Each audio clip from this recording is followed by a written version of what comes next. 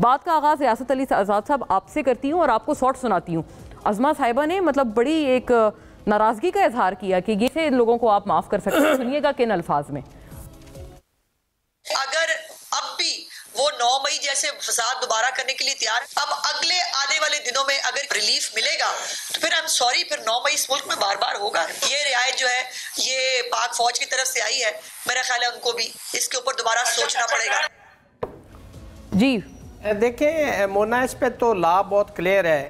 یہ تو جیسے یہ کہہ رہے ہیں، اس کا مطلب ہے کہ آپ تو 100% کنوکشن کی بات کر رہے ہیں. اسی لیے جو سویلین کے ٹرائل کی جو عام لوگ یا آپ نے جیسے یو کے کی، امریکہ کی، یورپی یونین اور ہیومن رائٹس آرگنائزیشنز اور بار ایسوسیشنز، پاکستان بار ایسوسیشن، تمام کا موقف یہی ہے کہ جی سویلین کا ٹرائل آرمی کورٹ میں نہیں ہو سکتا. اس لیے کہ سب سے پہلے تو یہ کہ وہاں کا جو کنوکشن کا ریٹ ہے وہ 100% ہے.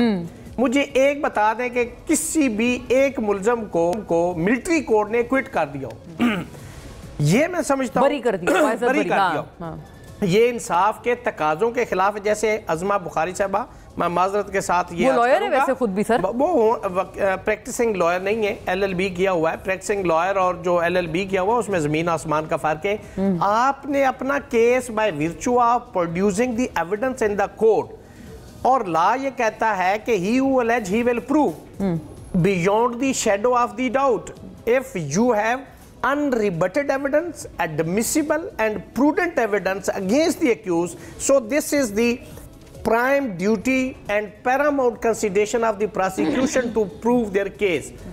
Beyond shadow of doubt آپ کیسے کہہ سکتے ہیں بھائی وہاں جائے آپ اپنی ایویڈنس لے جائیں، اگر آپ ثابت کرتے تو سزا ہوگی.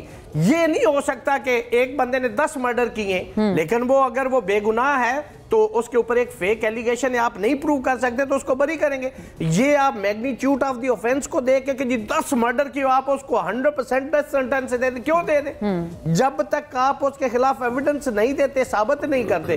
دوسری بات کہ آپ آرمی یا ملٹری کورٹ کو یہ کہہ رہے ہیں کہ آپ چھوڑ رہے ہیں، اسی لیے تو لوگوں کو اس کورٹ کے اوپر مطلب تحفظات ہیں کہ وہاں پہ دیکھیں جب ججمنٹ آتی ہے نا عام جنرل کورٹ میں تو اس کے اندر ریزنز دی جاتی کہ یہ ریزنز اور یہ ایویڈنس ہے. ملٹری کورٹ کی مجھے جن کو کنوکشن ہوئی مجھے ججمنٹ دکھا دیں. پھر دوسری بات مجھے بتائیں جو عام کورٹ ہے اس کے اندر جب چارج فریم کیا جاتا ہے کہ فلاں فلاں سیکشن کے تحت یہ ایویڈنس ہے آپ کے خلاف، یہ 161 کی سٹیٹمنٹ ہے، گواہوں کے بیانات ہیں، اس روشنی میں یہ اتنی ایویڈنس ہے، آپ کو چارج کیا جاتا ہے، آپ کیا کہتے ہیں؟ آپ پلیڈ گلٹی کرتے ہیں. وہ کہتا ہے نہیں جی میں انوسینٹ ہوں، وہ ٹرائل کلیم کرتا ہے، پھر ایویڈنس ہوتی ہے، پھر آرٹیکل 10 اور آرٹیکل 10A جو آئین کے اندر دیا گیا وہ مکمل طور پہ دیا جاتا ہے.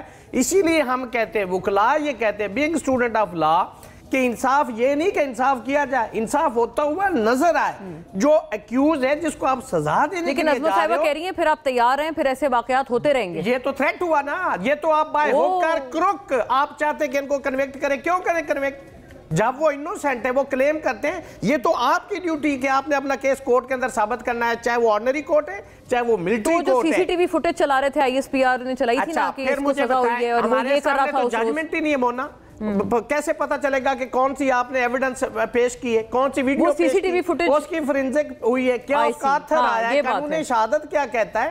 ایویڈنس دیکھیں نا، ٹرائل ہے، آپ every person is innocent until prove guilty. 50 case ہوں اس کے اوپر، آپ یہ نہیں کہہ سکتے کہ آپ کے اوپر یہ ایلیگیشن، آپ اس کو ٹریٹمنٹ بھی وہ مجرموں والا کریں.